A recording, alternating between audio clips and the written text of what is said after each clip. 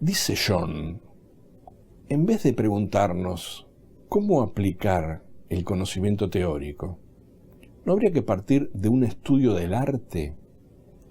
Del estudio del arte con que los prácticos manejan esas zonas indeterminadas de la práctica e indagar las maneras en que lo adquieren.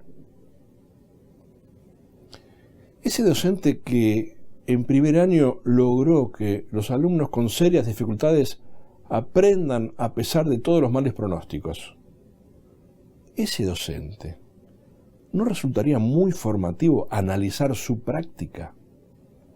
Traer el caso y estudiar el caso, hacer teoría del caso práctico, en vez de solo circunscribirnos a analizar la teoría acerca de los problemas del aprender. Necesitamos otra noción de práctica que no sea reduccionista. Necesitamos entonces pensar la práctica no como oposición a la teoría, pensar la práctica no como dependencia de la teoría, ni pensar la práctica como aplicación de la teoría. Porque en estas tres formas de concebir la práctica, lo que estamos haciendo es un reduccionismo de la idea de práctica. Hemos planteado algunas críticas a cada una de estas tres posiciones y entonces necesitamos elaborar una idea acerca de la práctica. Me voy lejos a buscarla, lejos. Me voy hasta los griegos a buscarla. A los griegos con la vida teórica y la vida práctica. La vida teórica, una vida o una forma de vida caracterizada por la contemplación. Y la vida práctica, una forma de vida caracterizada por el buen obrar, por la búsqueda del bien.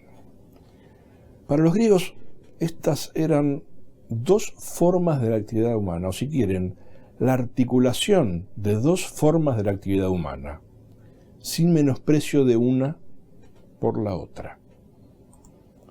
Entonces, el obrar podría ser pensado desde las raíces griegas con sus formas de ser concebido también. El obrar tiene dos formas para los griegos. La intervención técnica, esto es, aquella intervención regida por reglas técnicas, en parte con reglas preestablecidas y ajenas al sujeto, y por lo tanto con reglas poco cuestionables, pero tiene una intervención moral, o si quieren esta idea de la intervención desde la praxis, en donde la intervención tiene por fin producir un bien a alguien, bien que no es externo al obrar. O sea que, en este sentido, la praxis es una acción moralmente buena, comprometida y ética. Esto es, la praxis es hacer, pero no es cualquier hacer. Es un hacer moralmente bueno, es un hacer comprometido, es un hacer ético. Estamos pensando una noción de práctica. Y probablemente encontremos en la noción de praxis griega algunas ideas interesantes para concebir a la práctica en términos didácticos. La praxis refiere a un comportamiento que requiere deliberación sobre los medios y preocupación por los fines. Hace la praxis al hombre práctico un hombre prudente, que procura obrar de manera adecuada, verdadera, justa, en una situación dada. Y la praxis requiere de reflexión. Supone la reflexión una sabiduría práctica, una virtud que permite saber cuál es el principio ético general que se corresponde para una situación determinada y que distingue la buena práctica de la habilidad instrumental. Deliberación, prudencia, reflexión. Tres condiciones del hacer práctico en términos de praxis.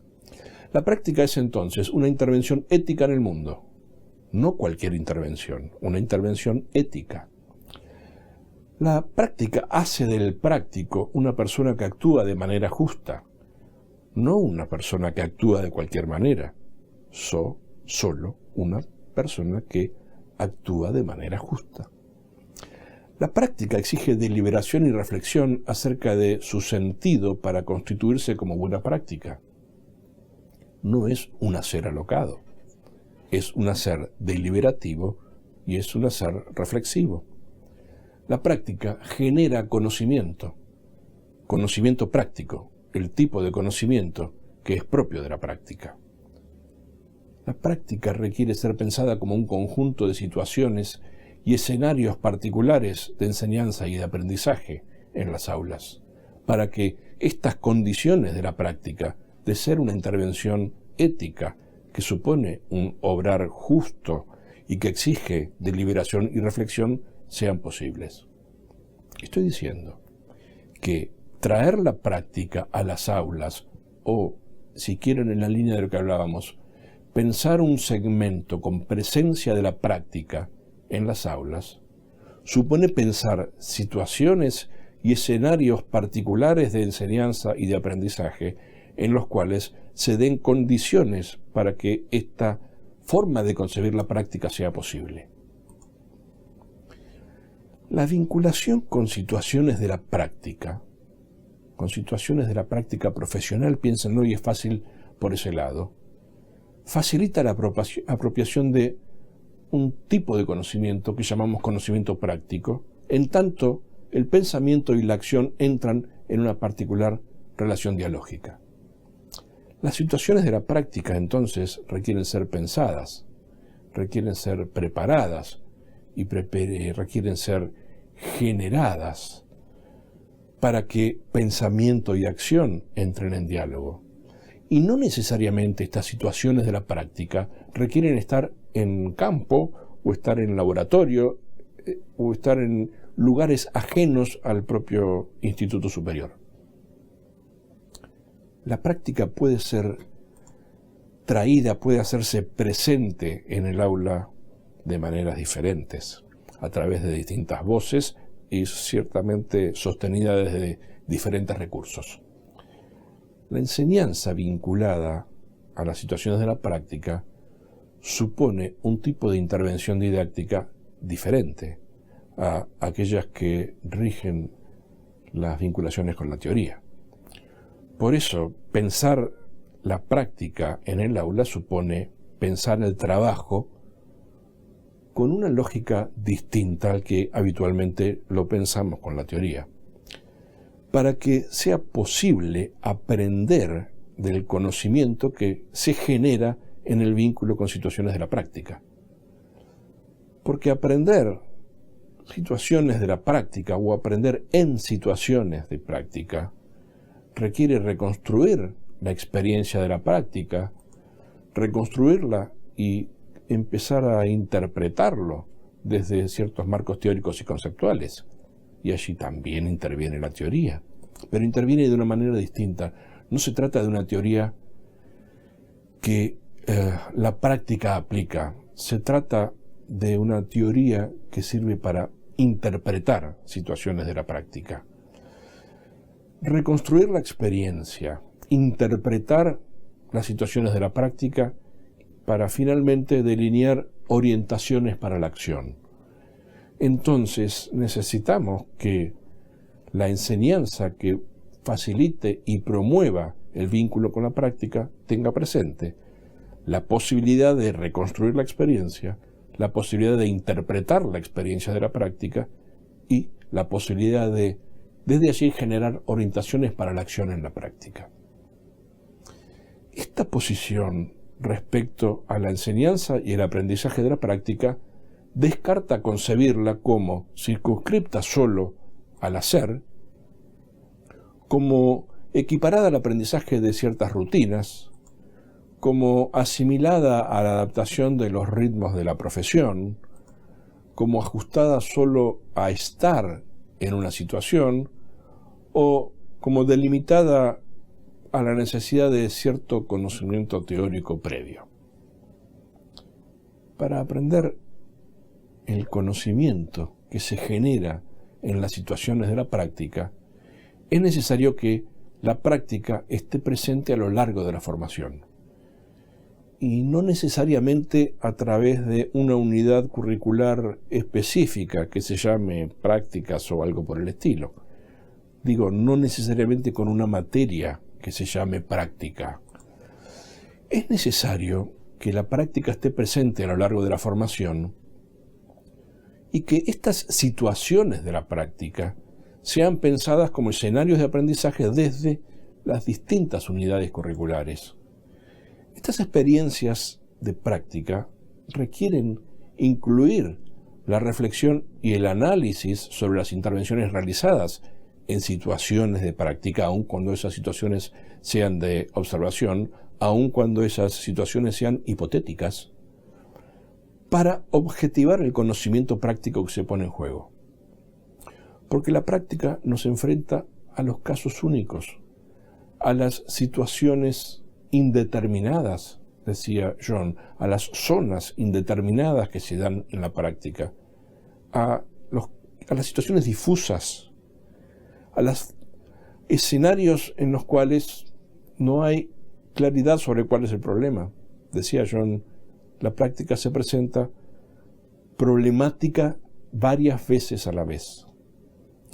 Y entonces, las formas de intervenir en la práctica, aunque esas intervenciones fueran hipotéticas, sin que necesariamente estemos haciendo algo, sino proyectando un hacer, y esto también nos mete en situaciones de la práctica, requiere que reflexionemos y analicemos las formas en que estamos pensando estas intervenciones. Ese conocimiento práctico que se genera en vinculación con las situaciones de la práctica es un conocimiento cuyo origen es la práctica misma. Es un conocimiento de tipo propositivo y es un conocimiento que se orienta a la acción, pero es también un conocimiento tácito, poco articulado, poco organizado, con una lógica bastante particular y ciertamente bastante diferente a la teoría. Y es un conocimiento que se compone de filosofías personales, de creencias, de valoraciones, de ritos, de imágenes, de unidades narrativas, de secuencias de acción y que se expresa como una forma del saber cómo. No es ciertamente el conocimiento que caracterizamos como teórico, es otro tipo de conocimiento. No es ese conocimiento que circula habitualmente cuando nos vinculamos con los textos, cuando nos vinculamos con las discusiones que llamamos teóricas. Es un conocimiento diferente, con otras características, con otra naturaleza, pero con altísima validez para el ejercicio profesional. Volvamos a la estructura de la clase, que es nuestro eje del módulo de hoy. Decíamos que la estructura de la clase podría incluir segmentos de presencia de la teoría y segmentos de presencia de la práctica. Lo que estamos diciendo en consecuencia es que es necesario para nosotros pensar los mejores formatos didácticos para hacer presente la teoría y facilitar entonces el trabajo en torno al conocimiento teórico, pero que también necesitamos pensar los mejores formatos didácticos para hacer presente la práctica y facilitar la presencia del conocimiento práctico gestándose. Y que en consecuencia necesitamos pensar los mejores recursos didácticos que se necesitan para que ello sea posible. ¿Recuerdan? Para decidir la propia construcción metodológica hay generalidades que se pueden tener en cuenta. Eso dijimos casi al comienzo. La estructura de una clase, y decíamos no se refiere a una secuencia de orden, podría incluir un segmento inicial, segmentos con presencia de la teoría, segmentos con presencia de la práctica, segmentos de trabajo productivo. En un principio nos preguntábamos por qué podría ser necesario un segmento inicial y dimos algunas razones por las cuales nos parece que ese primer momento de la clase tiene que estar destinado a recordar el contenido, a facilitar la secuencia que se viene trabajando, a vincular el contenido que estamos proponiendo en esa clase con experiencias de la cotidianidad o a crear el clima cognitivo necesario para trabajar con nuestro campo disciplinar. Nos detuvimos luego especialmente en estos segmentos de presencia de la teoría y segmentos de presencia de la práctica, discutiendo la noción de práctica, porque desde allí nos propusimos, en todo caso, pensar de una manera diferente esta relación entre teoría y práctica. Estamos diciendo, en la línea de preguntarnos por qué es necesaria la presencia de la práctica en la clase, lo que estamos diciendo es que hay un tipo de conocimiento que se genera en vinculación con las situaciones de la práctica, que es un conocimiento diferente al que se genera en relación a los conocimientos propios de la teoría.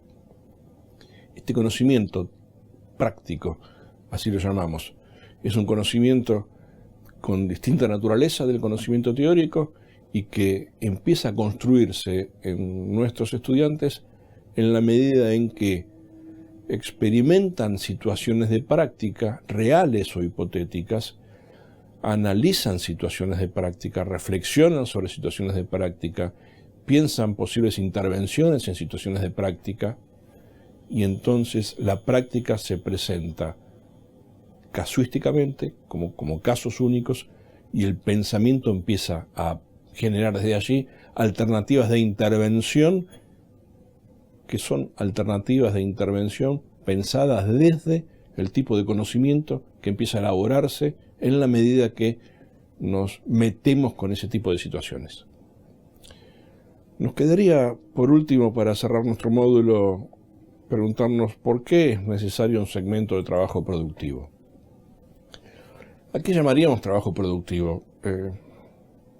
Sin ahondar demasiado en esta cuestión, solo decirles que un segmento en el cual los estudiantes estén produciendo algo.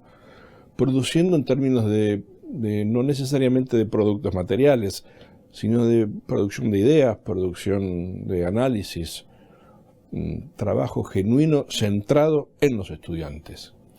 Este momento de la clase probablemente esté sostenido en esas viejas ideas, aunque revolucionarias ideas, de la escuela nueva, que fortalecen esa idea de que se aprende en la medida que se hace.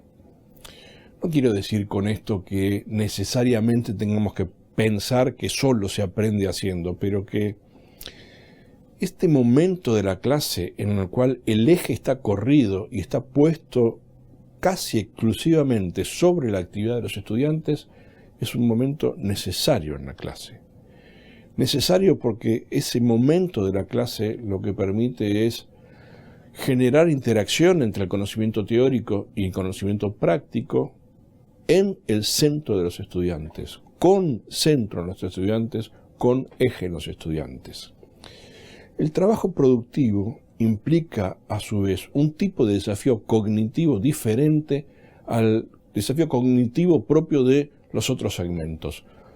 Analizar, proponer, proyectar, resolver son desafíos cognitivos propios de este momento, bastante diferentes a esos desafíos cognitivos que proponemos cuando trabajamos con la teoría con eje en los profesores, en donde solo se escucha, se atiende o se observa.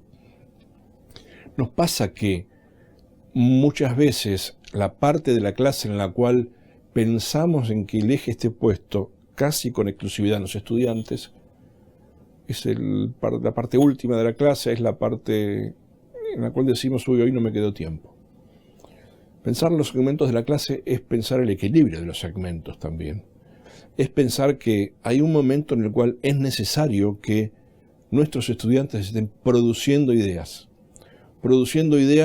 para que el conocimiento teórico, decíamos, o el conocimiento práctico, decíamos, presentes en los segmentos de la clase, presentes en los segmentos que hemos ideado para la clase, empiecen a integrarse. Dos cuestiones para cerrar nuestro módulo de hoy. Una referencia a una frase de Einstein y una referencia a algunas de las cosas que decía el don Paulo Freire. Einstein decía, la creatividad es la inteligencia divirtiéndose. La clase tiene que empezar a hacer eso. La clase tiene que ser una clase divertida. Pero una clase divertida en el sentido que es una clase creativa, en la cual la que se está divirtiendo es la inteligencia. Y el desafío para nosotros entonces es pensar nuestra clase desde los segmentos propiciando una inteligencia divirtiéndose. Para ello necesitamos descentrarnos. Paulo Freire, es necesario desarrollar una pedagogía de las preguntas. Siempre estamos escuchando una pedagogía de las respuestas. Los profesores contestan a preguntas que los alumnos no han hecho. Esto supone invertir el orden de los factores o, si quieren, cambiar el sentido de la taba. El eje en los estudiantes en un momento de la clase es un eje en las preguntas más que en las respuestas.